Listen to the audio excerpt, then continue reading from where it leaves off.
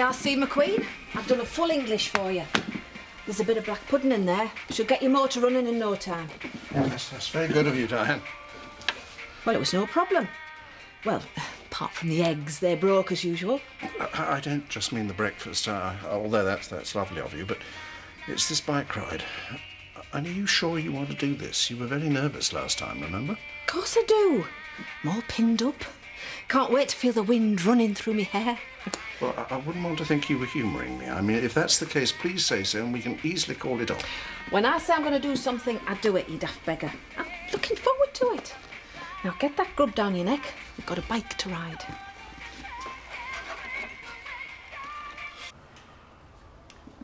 I'm really sorry about last night, Marlon. It all worked out in the end, though, didn't it? But did it, though? Number one, the health inspector came into this restaurant and found meat stored in the wrong fridge. Number two, he gave me a warning, and I had to destroy everything, which means I've paid the wholesalers for food I'm not even going to get a chance to cook. Number three, he's coming back in 3 weeks, and if he finds anything untoward, I'll be closed down. So, in short, no Tricia. Not a good start to a business, is it?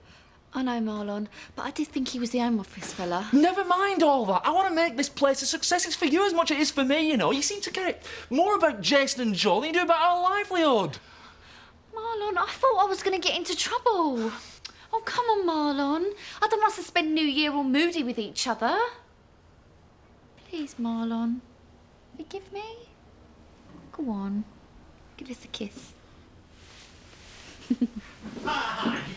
Hey! If the food in here makes you do that, I'll have a 3-course dinner, please. And I'll pay for it. And a drink for you two for helping me get my residency. You got it? You're right, I did. I got confirmation in the post this morning.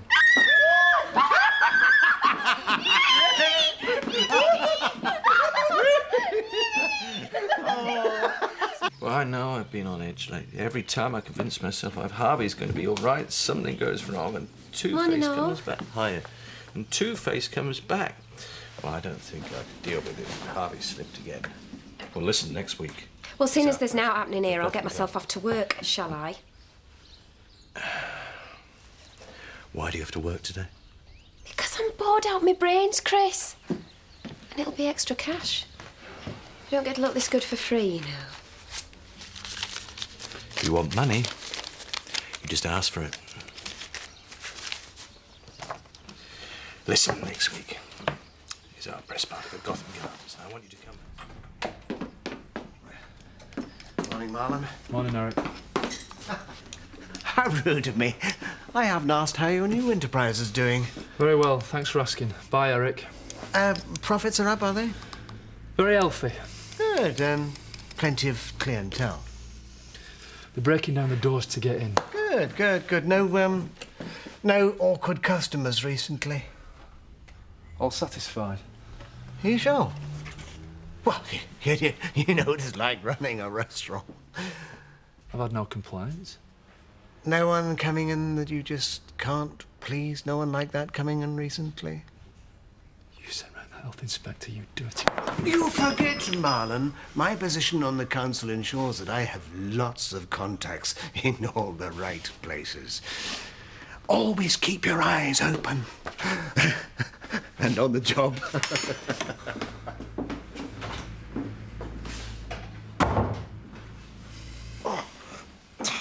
Come on, Alan, leave it there. I'm trying, really.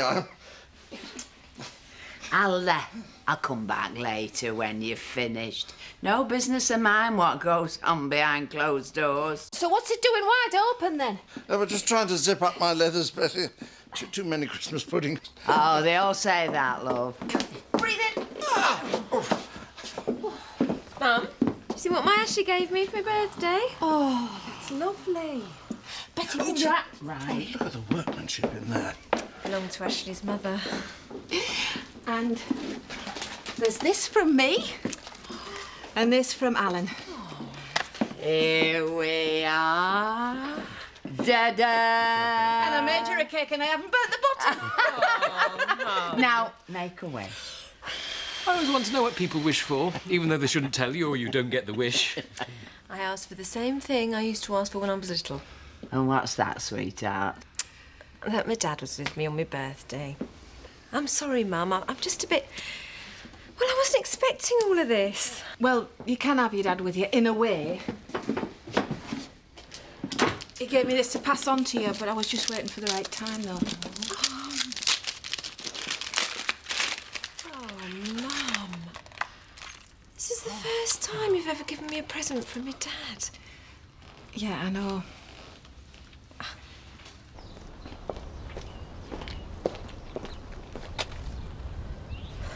Ah, Gloria! Just the person to cheer up my morning. Oh, well, it won't be for long, I'm afraid. I'm just popping into Hotton to spend a bit of my pin money. Oh. Just fancy a new dress or a pair of slacks. Mind you, they'll probably be out of fashion by the time this bus gets here. I thought you had a car. I have, but it's an early New Year's resolution of mine. Do my bit for the environment. Don't you worry your head about the environment. Allow me to call you a cab. Not just any cab, mind you. It's a new business venture of mine. Over at the garage. Eric, you've got a finger in every pie. Allow me. Thank you. Well, we've done the best we can. Should be a right little earner, this taxi, you know. Well, it needs to be the amount of work we put into it. Aye. And I have your first customer, Mrs. Wheeler, needs to get in a hot... Return? As you so desire. No problem. I'll take you. Oh, could you wait 5 minutes, though?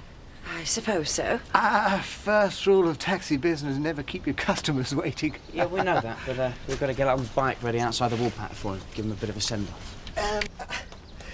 Do I have to remind you that I'm the reason that you have a taxi business? You just did. Frankie, could you take me some over to Houghton, please? Welcome to the first customer of Emmerdale Cabs, Mrs. Gloria Weaver. Do you fancy a spot of lunch at the Woolly on your return? That would be wonderful, Eric. Excellent. Right.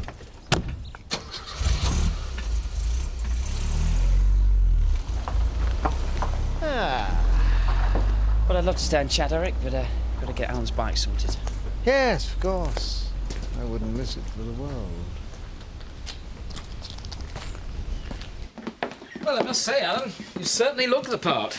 Well, the moment I saw that magnificent piece of machinery in Jack's barn, I knew it was meant to be. It's what I needed, actually, to get back on the tarmac, to man and machine in perfect harmony, you know, winding down the country lanes.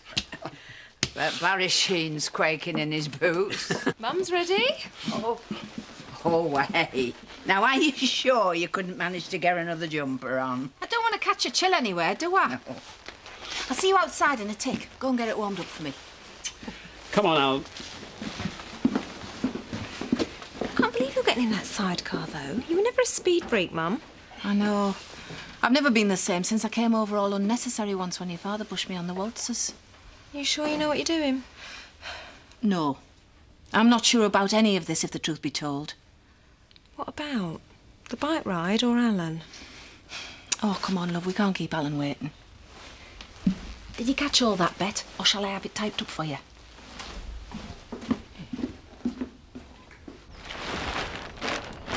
Right, Alan, well, she's just about ready for you. Got a little beauty here. Wait for me. Now, I'd like to thank you all for coming to witness the unveiling of this true masterpiece of British engineering, which with love, devotion and hard work I have restored to its original glory. Oh, do get on with It gives me great pleasure. Present you the 1935 Dalesman Roadster. You've done a grand job there, Mr. Turner. Congratulations, Alan. Not while you're driving, Mr. Turner. I'll take these off guns and look after them for you. Hey, I hope this thing's safe. We don't want you going one way and me the other. Don't you think you ought to say a few words, Ashley, in a parochial capacity as vicar of the parish? Just a little impromptu blessing, then. Our Lord, bless this bike and Alan and Diane as they ride through our beautiful countryside, and may they return to us with their hearts filled with joy. And in one piece. Amen. Oh, that was lovely, Ashley. Hey, I'll tell you who they have a look of. Wallace and Gromit. Are you ready, Diane? Ready as I'll ever be. Ride 'em, cowboy. Right, off we go. Ah! All right, Alan, we don't seem to be moving. Look, it's my back. I can't move.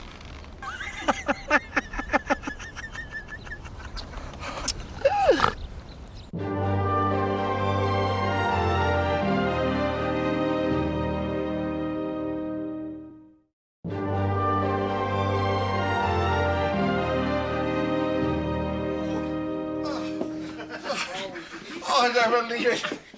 All the times that this happens. Grandad, you all right? No, but you missed him with Grandad making a right pig's ear of himself. No, don't worry, my dears. It's nothing. Get him a cushion, quick. Please. Double brandy from behind the bar, the good stuff. And phone the emergency doctor.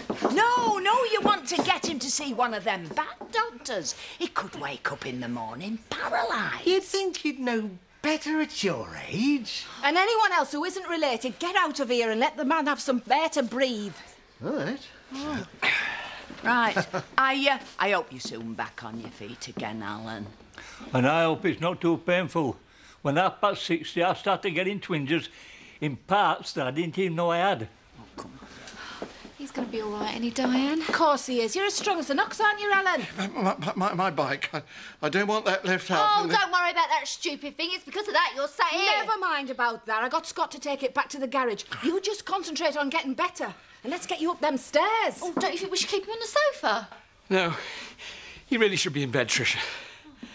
Best advice is keep a dodgy back on the move. Oh, stuff the advice. I want my bed. Well, maybe we should get him out of these levers first. No, have pity. Just leave them on. It's only a laughing matter, Diane. Oh, yes, it is. And half the village will think so. Oh. Don't worry, Alan. We'll get you up them stairs if we have to winch you up. Away. I'll be delighted to see your bedroom.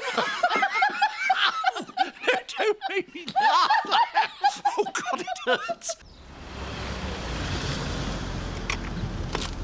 Right then, that'll be £20. It's a bit cheaper than usual, is that? Because there wasn't much waiting time. I thought you'd go more places than just a bank. I was going to offer you one. Thank you. Cheers for the sweet, but I was hoping for me money. Oh, didn't Eric tell you? Tell me what? Well, I don't technically have to pay the fare, it's on account. Eric Pollard's account. Didn't he say anything about it? No, he didn't. Well, I'll remind him for you when I see him. Bye. Oh.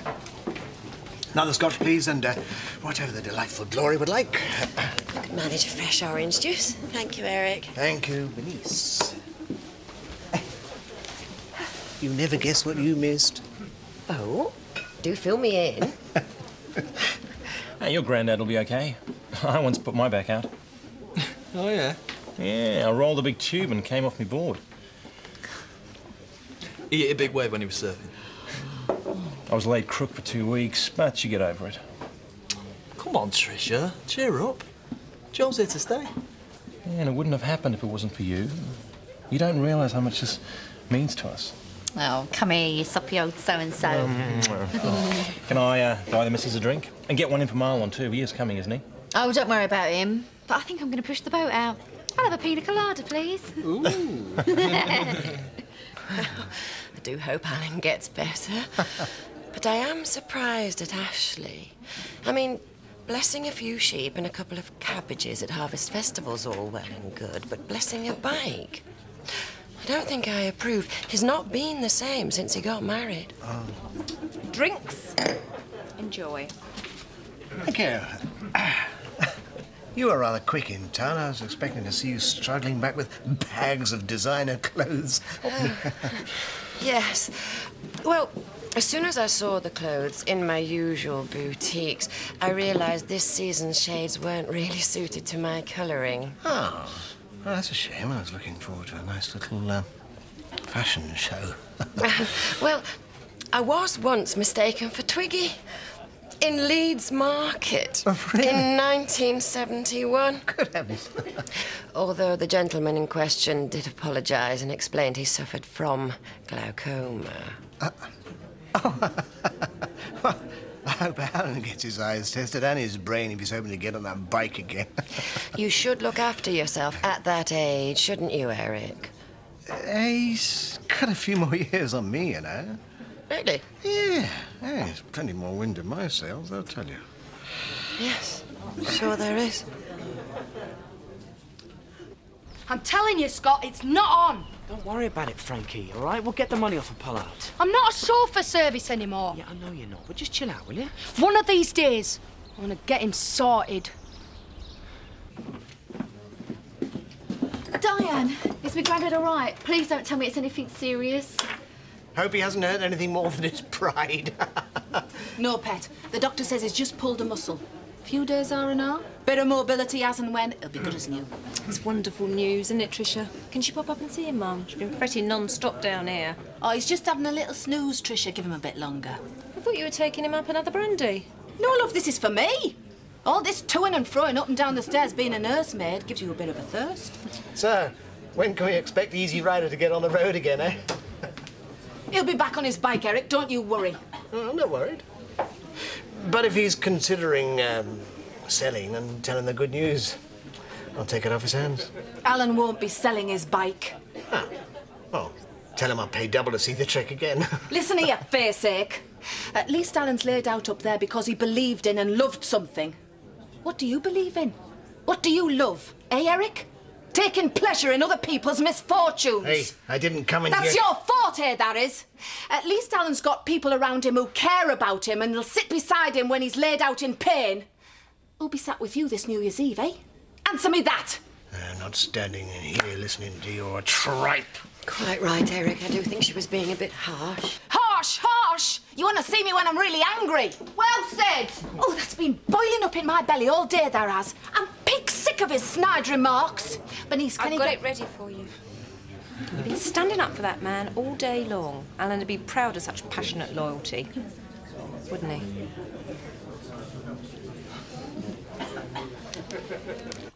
I went through all three of his proposals, but none of them make sense. Evening, all. But did you read the stud farm proposals for the new season? I think it's always worthwhile to make the effort to dress for dinner. Or is it? I wouldn't know. Been checking out VAT receipts for the haulage business. It's next on my list, though. Is that all you two do? Eat dinner and talk business? Our conversation not as riveting as at the Dingles. Oh, I'm so sorry about that. Are you going to let her talk to me like that, Chris? No. Tell you what I'm going to do. I'm going to go and work. Some of us have to, you know, Charity. And try not to disturb me with your cat fight. There's a good girl. Chris? I've seen it all before. Chris and his playthings one minute, your flavour of the month next. Tossed aside when he's bored. I wonder how long you'll last.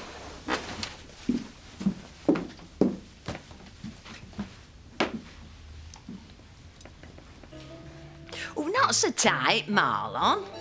Got to be able to breathe to speak to customers. Sorry, Betty. Have you been drinking? Well, I might have had a celebratory champagne. It was my day off, Marlon. Well, just try not to breathe all over the customers when you're talking to them. I can go right now if you're not happy. No, honestly, I'm overflowing with gratitude about you turning up at such short notice, Betty. I know Tricia's better off with the grandad, but I needed her here, really. Well, you're not exactly bursting at the seams, are you? It'll pick up. I told you. Really, Eric, I don't know how she had the nerve to stand there and say such horrible things to you. Oh, I get it all the time, Gloria. Based on jealousy, I suppose, possibly because I'm a reasonably successful, honest, hard-working businessman, pillar of the community, a local councillor. Table for two, please. Our waitress will show you to your table.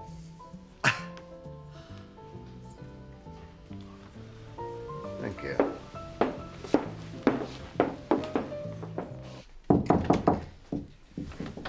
How's the patient doing? A bit sore still. I'm feeling a fool, of course. I feel awful about this, you know. Oh, Dan, I didn't mean to show you up in front of everybody. Oh, don't be daft. I'm on about when you helped me move all my bits and bobs into Bernice's room the other day. I'm wondering if that didn't contribute to your problems in your lumbar region.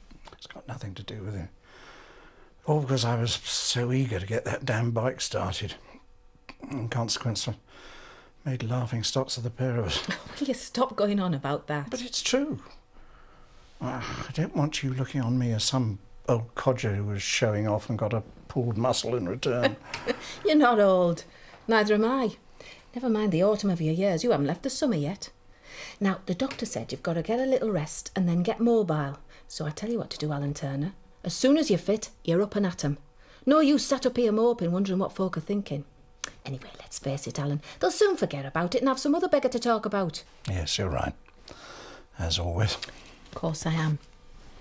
But it's not just that. What is it? Well, You're worried you won't be able to jive with me on New Year and throw me over your back. I desperately wanted to impress you. And it meant a lot to me fixing up that bike, but also I wanted you to be part of it, to be my first pillion passenger. I know you did, love. And you did impress me. You've made a smashing job of that old jalopy. You impress me all the time, Alan. Bike or no bike. Do I? You do that.